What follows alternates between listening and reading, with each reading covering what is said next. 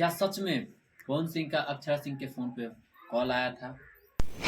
5 जनवरी, जी हाँ, 5 जनवरी 2024, यानी साल के ठीक 5वें दिन, जो कि पावर स्टार पवन सिंह का जन्मदिन होता है। और ठीक उसी दिन अक्षरा सिंह का एक शुभंकर मिश्रा चैनल जो है, मतलब बहुत बड़े चैनल है, और उनके पेज पे उनका इंटरव्यू रिलीज किया जाता है। एक तरफ उनका जन्मदिन का और दूसरी तरफ अक्षरा सिंह के इंटरव्यू का। अगर देखा जाए तो अभी काफी सारा मतलब मार्केट में विवाद तो चल ही रहा है। उनके वाइफ से चल रहा है, अक्षरा सिंह से जोड़ा जा रहा है। तो भैया ऐसा तो नहीं लग रहा है कि पवन सिंह और अक्षरा सिंह दोनों मिलके कोई साजिश हो ताकि ज्योति रास्ते से हट जाए?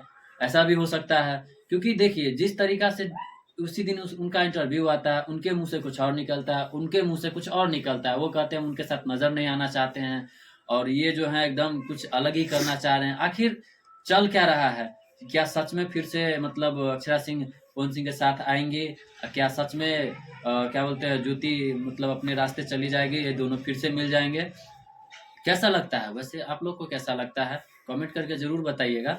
लेकिन सोचने वाली बात यही है कि मतलब एक तरफ ये रो रो के बोल रहे हैं कि मेरे साथ अच्छा नहीं हुआ, ये इंडस्ट्री ठीक नहीं है। सच में पवन सिंह का अक्षरा सिंह के फोन पे कॉल आया था?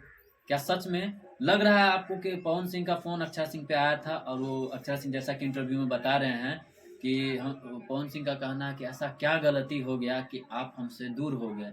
क्या सच में बोले होंगे? कमेंट करके जरूर बताइएगा आप लोग का क्या राय है। अगर वीडियो अच्छा लगे तो वीडियो को शेयर कीजिएगा, पेज पे नए हैं तो पेज को फॉलो कीजिए।